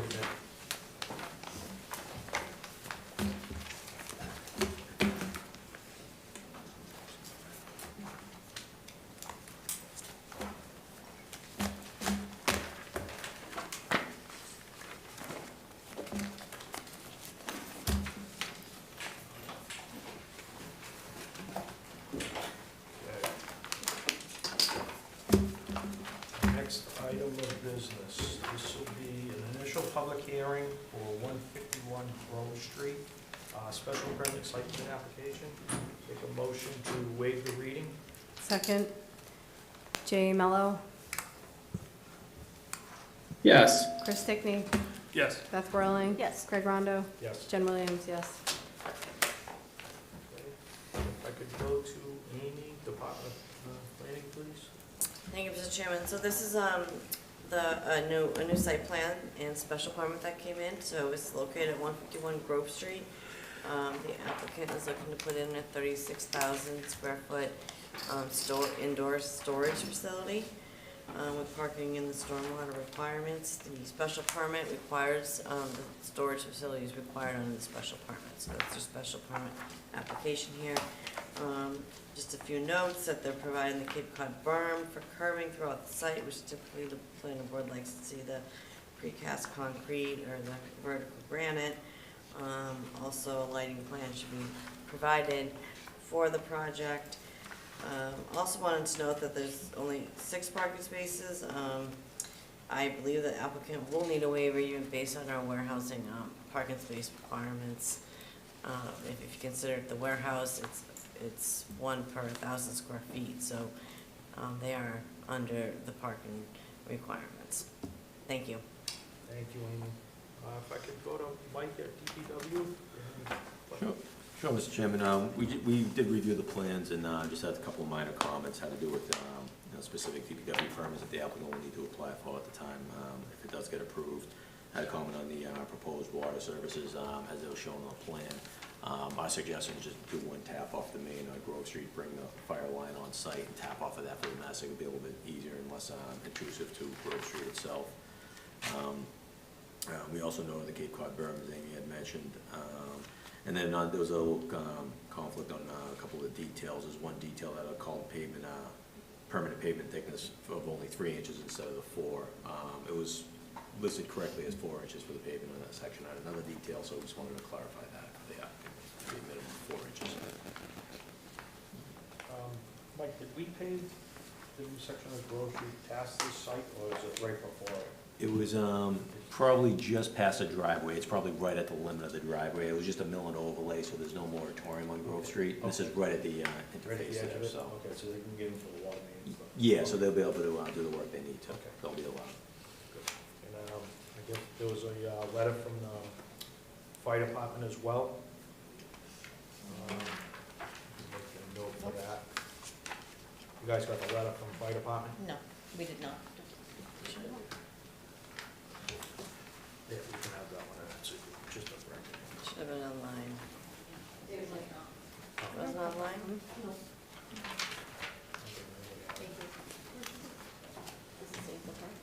He was looking for relocation of hydrant, Yeah. just more accessible. Okay.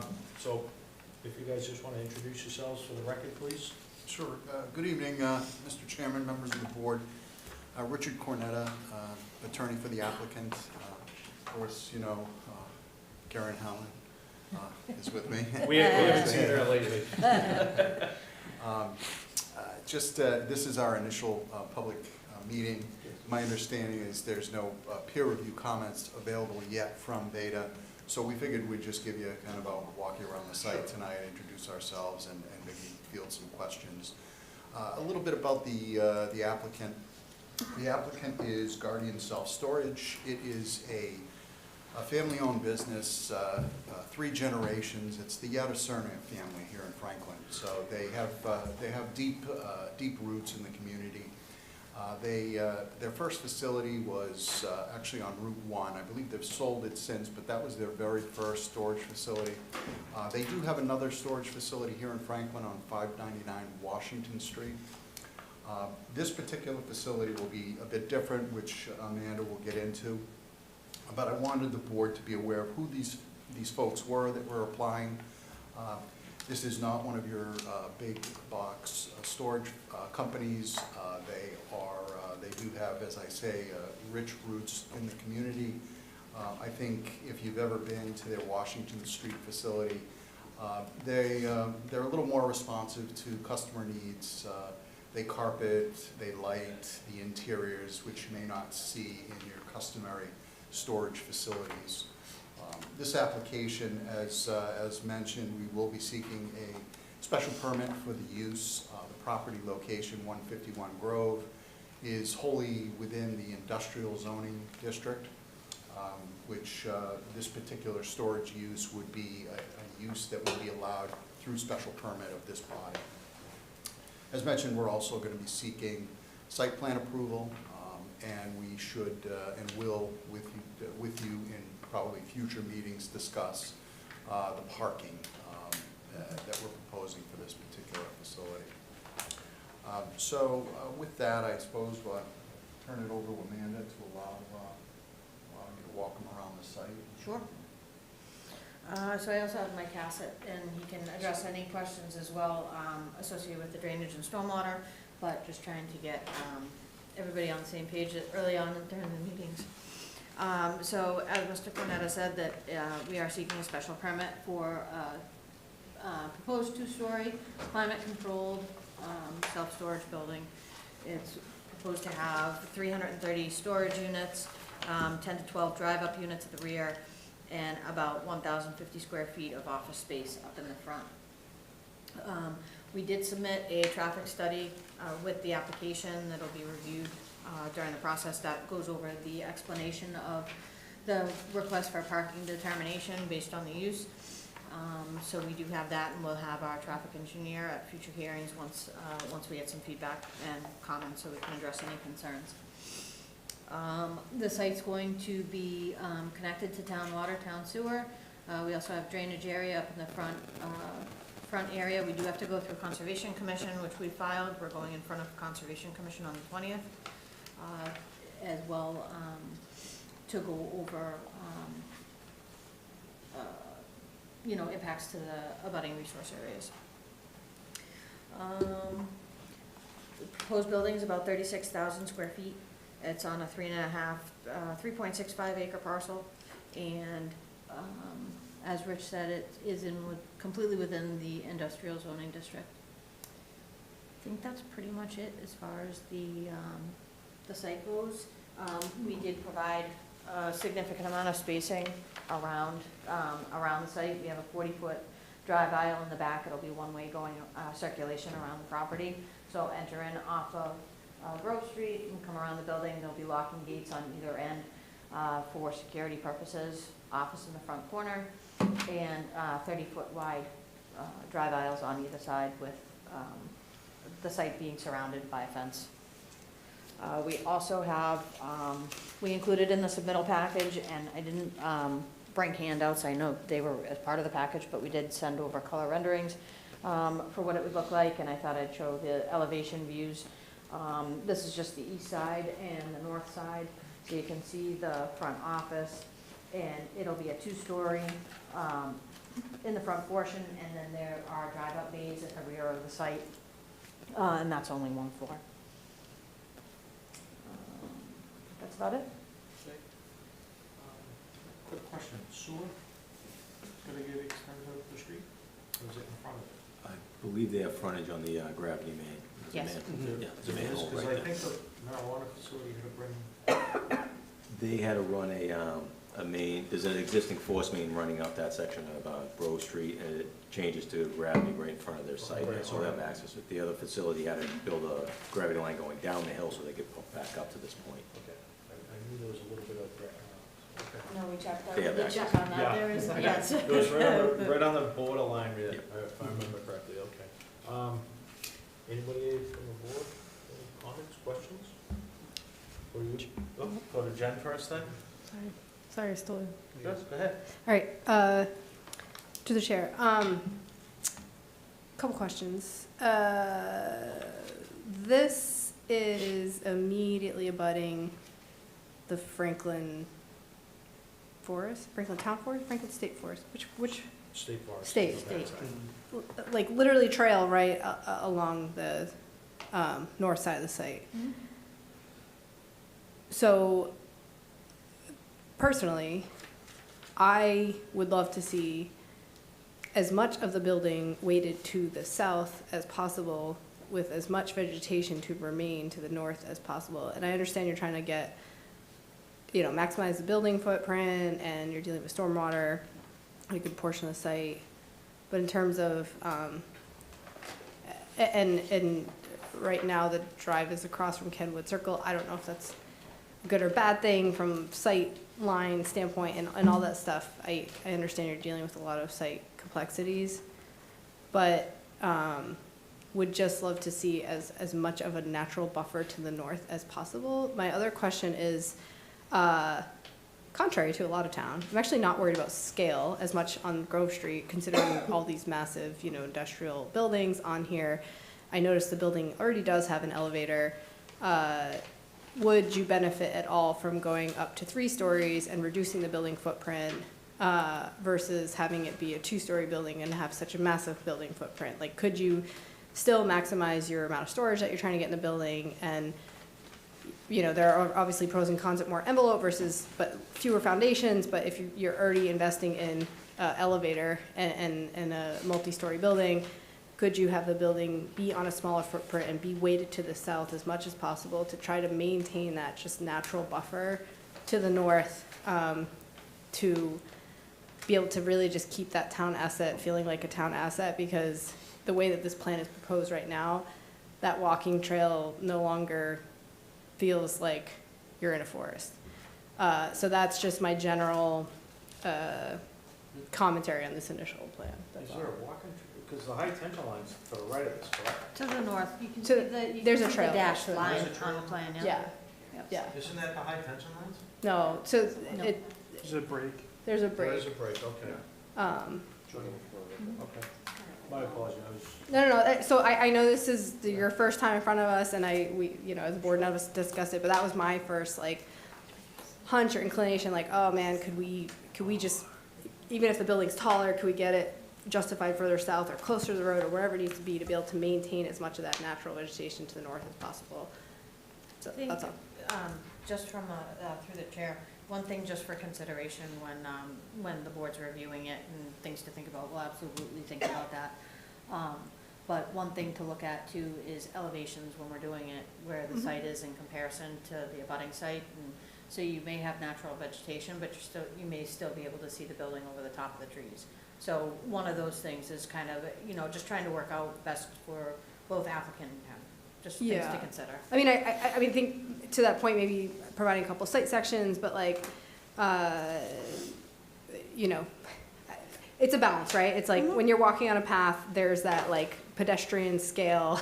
I can see a building right there, and it's a massive, you know, storage facility. When otherwise, you know, I'm in the forest because I want to be surrounded by trees, and I get that it's a balance of height and grading and vegetation and all that, but that's all. Yep. Chris? Thank you, Mr. Chair. I also had a similar concern with the entryway on Grove Street where it's positioned, often driving up Grove, so Grove towards Washington. And that's a tight corner coming around, it's a little blind. You have good visibility at Kenwood, but you have no visibility of this corner here, and I just have fear of people pulling in and out with a U-Haul truck, things like that, causing concern. So if there's any way to flip the entryway, I know you have the wetlands to the south, but maybe the detention basin, just move it further away from that corner, I think might just go a long way from sightline standpoint, because when you're traveling south, it's kind of hard to kind of see that. The other issue I had, or not issue, I guess, question, is there a loading and unloading area, or is that through the main office area? Is there like, how do you access the elevator, all of that? Like, where do I pull my U-Haul up to put my stuff? Yeah, so we have floor plans. I believe they were provided in the submittal package, so I did not print the larger scale out, but they are in the submittal package for you. So there's not like an overhead door? It's to the west, the west side. So the overhead doors for the drive-ups are in the rear of the property where that dashed lines cuts off that back portion. Yep. And then there are doors shown on both the north and south side, as well as far as drive-ups go, and that's for the purpose of the wide aisle widths. Okay, got it. And I hear Jen's point, and I agree with it. I think on face, I think the difference for me being is you're at a trailhead as opposed to in the thick of it, more or less. So I'm less worried about my last, 100 foot of my walk versus if I'm deep into the woods and all of a sudden I stumble upon a warehouse building. So if we can do anything we can do to make it less intrusive would be great. But I think because you're kind of already at the road at that point, it's less of a concern, at least from my point of view. That's all I have. Mark? No comment. Both Chris and Jen answer my questions. Beth? Is this intended to be a 24-hour operation, or is it just, typical 9 to 5 hours? Well, I believe they have, with the security, I think the renters would have access to the facility. 24 hours. But the office space would be open, regular office time. And I know a lot of the time when you have kind of the 24-hour type situations, you have a resident unit in there for someone to stay and manage the properties. There's nobody staying overnight or anything, right? I don't believe they're proposing that. Okay. And then, I guess, a lot of the time when you drive by these kind of storage places, when people move out of their storage unit and leave things, just making sure that there's not a large accumulation of discarded items left out front on the roadway for pickup. And we do have dumpster locations Great. on the side, on the north and south sides. Yep. I hear what Jen is saying and kind of don't disagree that it would be nice. I don't know if you can provide like some actual photos of that particular area where the trail comes down closest to the road to see what the greenery is in that space. And but kind of to Chris's point, it's a trailhead that really probably just comes onto Grove Street, which I'm not a frequent user of the Grove Street trailhead. I don't know if that's something that is used quite a bit right there. Is that particular, is it just a random path, or is it like an actual access? No, that's with the parking area and everything, right? Yeah, so I'm just curious, is that like utilized quite often? I know the trailhead is. I honestly, my Google Maps isn't loading, so because I was like trying to I'd be really curious see how that relates Yeah. to the actual trailhead, but the existing network of trails is very well marked and is well utilized. So I think that sure, right next to the road at any trailhead, that's the situation. But as you get further into the site, I mean, that to me is completely where it, understand and yeah, relate to that. yeah. That's why I'm curious, what is the greenery that's going to be left, if anything, and is it just gonna be a grassy area, or can you put in some plantings to help screen the driveway? Yeah, so we do have a landscaping plan within the package. Sorry. So there's going to be, like I said, there's the chain link fence, and there's also, again, they're the standard screening on the What site. page are you looking at? 7 of 10? Yeah, if I was reading the plan correctly, it looks like you're clear cutting Yeah, I see quite a that. bit. So maybe supplementing it, I know it's extra above and beyond what you're asking for on our requirements in zoning, but perhaps supplementing with a few additional trees might be a good idea. Or relocating the trees at the rear and the south Yeah. to the north Yeah. in part as well. Yes, because they're on the foresty side as well. Yeah. Maybe just some additional supplemental plantings would be helpful.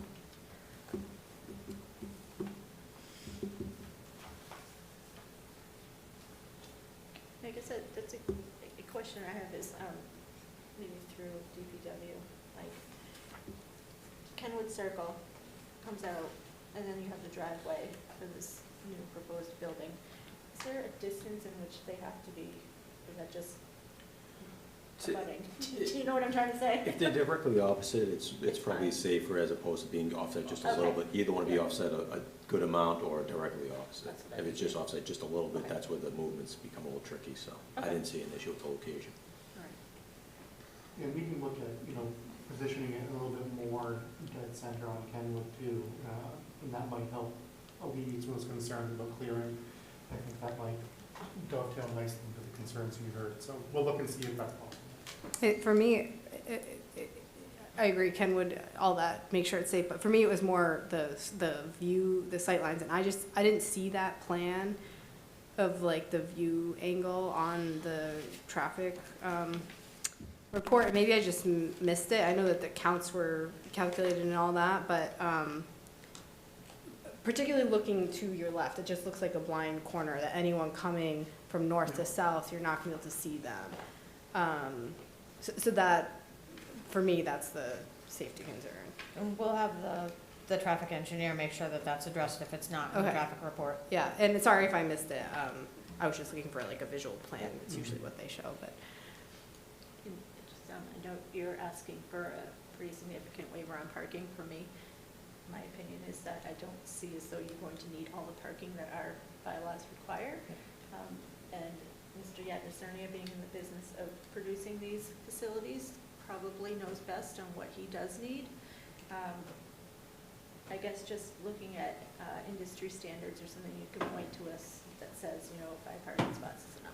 Yep, and that's what's covered in the traffic analysis that's been provided, so that'll be peer reviewed. Great, then we'll have look forward to hearing more about the traffic study personally. So. And once we get our comments back and we have a chance to review them, we'll get our traffic engineer, in the lineup to come to the next hearing. Great.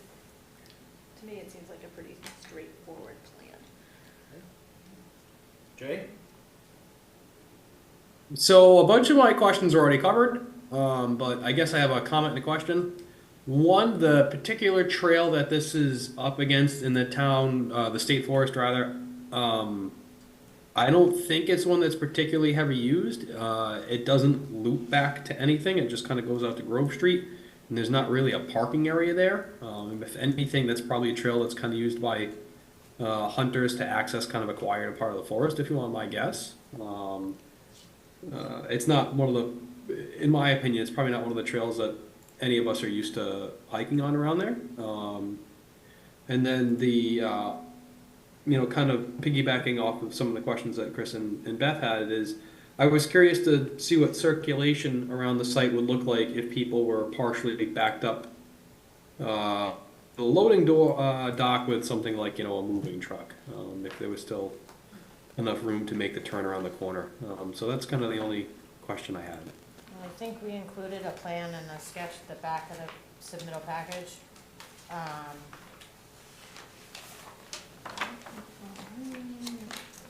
Getting my numbers. I don't think I have it in my packet, but I believe it was submitted that there was a truck turning plan that was provided as part of the submittal. One thing that we did pay close attention to was being able to get around the building with a car backed up. And that'll be based on positioning of the bays as well. But that was included in the submittal package as well. Thanks, Amanda. Yeah, it didn't seem to make its way over to me.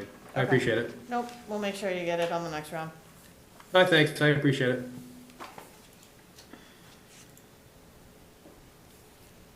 Mr. Chairman, one final question. Sure. In driving by the applicant's other facility, it seems to be pretty well maintained. I don't think there's going to be much issue with that. But I do know, and I did double check on the website, they offer U-Haul truck rental from that facility. Is that something that they're contemplating at this facility as well?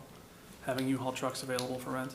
I'd have to consult with them, but that has not come up. Okay, I think that would be my only concern in cutting into the parking that's there and where that truck may or may not live permanently, or trucks if there's more than one, and how that impacts the flow of traffic and stuff like that.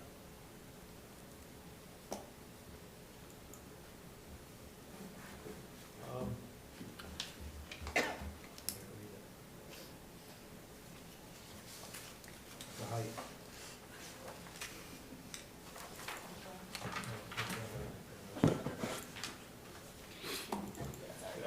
Amanda, I can't read the print on The height? car. Yeah, what do you got for heights?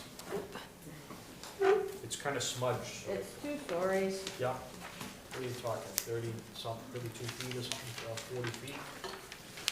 And how many units do you say? 300? I think it was 330, correct? Yeah. Are they gonna be all the same size? You're gonna upsize some? No, there'll be downsize? varied sizes. Okay. 25 feet, almost 25 feet, 10 inches, roughly. Okay. And 35 feet is zoning. Yeah. Mr. Chairman, kind of on that lines. Amanda, your zoning zoning table on page 2, you have what's required, but you don't have what you provided. Am I missing that somewhere on the plan? Yes. I am, okay. Page 4, top left. Got it, thank you.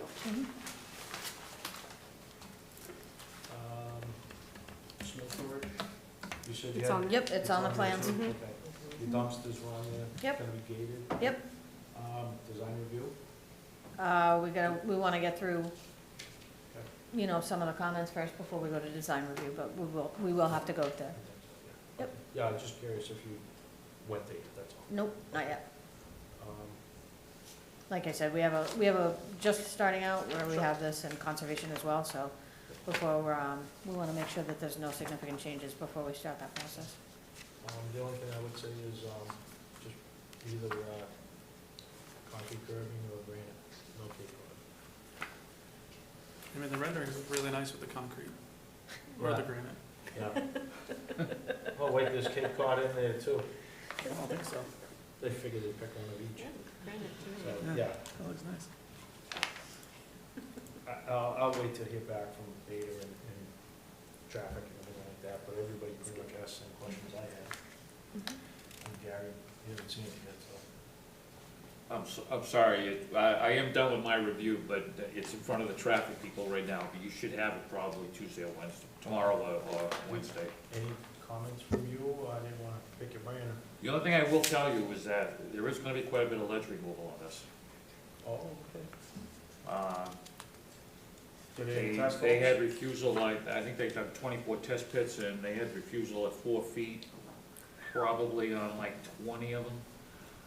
And if you look at the back right corner, that's about a 9-foot retainer, probably got about a 9-foot cut, so there's gonna be probably about 5 to 8 feet of ledge removal in that back corner, but it's compensated on the far side. Yep. Because they got about 9 feet of fill on the other side. Right. So they are gonna compensate it, Yeah. yeah, so I think it is a net fill site, Okay. but there will be some blasting on it. All the more reason to have a small. Yeah, and to answer your question, we do have test pits around the site. And that's why the basin is where it is, and that's, you know, flipping the basin to be on the high side, you know, besides holding the gravity, that's where the ledge is, the shallow is too, and so, the basin is located in the best spot we could find for it, so. But we're happy to look at moving as far away from that northern edges, you know, our interest allow. Obviously, no removal. No. Obviously, no gravel or ledge removal for zoning. For zoning, we have to, again, we want to take a look and see what the boards are going to come back with before we do. Yeah. But if they need earth removal permit, we'll. Anybody else? No? Gary, I didn't mean to cut you off, but, No. so we'll wait. I'll tell you that the 2 sound lines, about 8 or 9 feet difference between the Kenwood Circle and the The sound. offset Yeah, of it? they're about offset about 8 or 9 feet. Okay. So I know traffic is taking a look at that offset to see if they,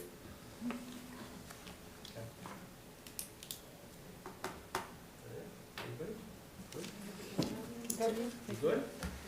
Okay, Thank so- you for staying. Yeah, Make a motion to continue, 151 Grove Street. What are we looking for time, based on Gary and traffic and, I think we can do March 10th. on March 10th? You wanna That do works for just the traffic? applicant too?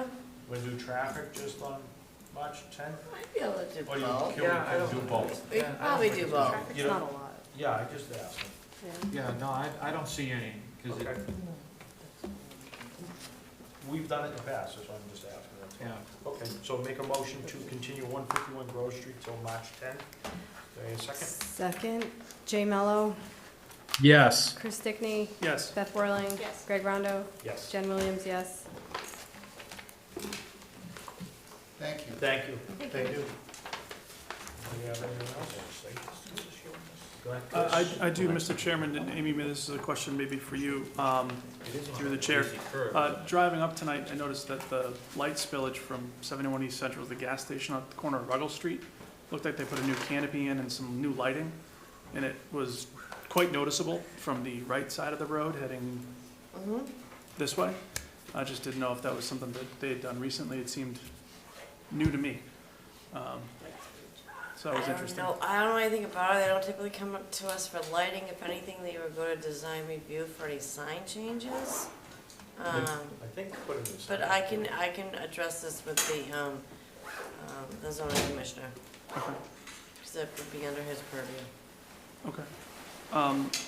And then the only other thought I had was, I think it came up in the applicant we had last time over on Panther Way. What's the process for us to talk about adjusting the senior village overlay density benefit? So that's special permit, too. I know, but how do we, it just seems like there's so much that they can get, that needs to be curbed, and then we can deal with special permit. It just, Yeah, but we can regulate how many units if we want on special permit. I think what Chris is asking for is maybe put it in our regs to be. lower. What's lower- allowed by, right? Oh, yeah. Yeah. Yeah, I know, it's probably, I know it's gotta go to town council for all of that secondary component, I think, right, for Is that change? an item in the master plan? It is an item in the master plan, so it'll be up to our department to, at some point, try to rewrite that bylaw and, you know, and change it, and it's been a lot of talk about with the town staff as well, to do that. But under current circumstances, given it's a special permit, the planning board has the authority to require the less units, because it is a special permit, so. Okay. We still have that purview, but, we will be looking at rewriting, and it will come in front of this board. Through the chair, on that same note, I think it's not just density, it's also type. Yeah. Meaning amount of square footage, or number of stories, or, you know, number of bedrooms, right, I think it's. Better describing the intent of it. Exactly, Yeah. right? Mhm. Not that it's just Pick a being property. called a senior village to just be a super dense opportunity to sell very expensive Mhm. townhomes. Yeah. So, yeah, it's a good point. Jay? I got nothing. Second, oh, Go no, ahead. I was gonna say, when it comes to the whole density discussion, I'm not the right person to ask because I did my junior project in college on super high density development, and I've been a super high density guy since then, so. So we're gonna keep you out of that We won't conversation. include you, Jay. Exactly, I'm not the right guy. I'm we were doing 40 units an acre kind of stuff. We were doing So you can be sick that night again. no, but we're talking Yeah. senior village intent specifically, not, because I don't disagree with you, Jay, but there seems to be a need for some clarification on the spirit of what that really means. yeah, no, agreed, Okay. agreed. So we're at a second to adjourn? Second, Jay Mello, Yes. Chris Stickney, Yes. Beth Whirling, Yes. Greg Rondo, Yes. Jen Williams.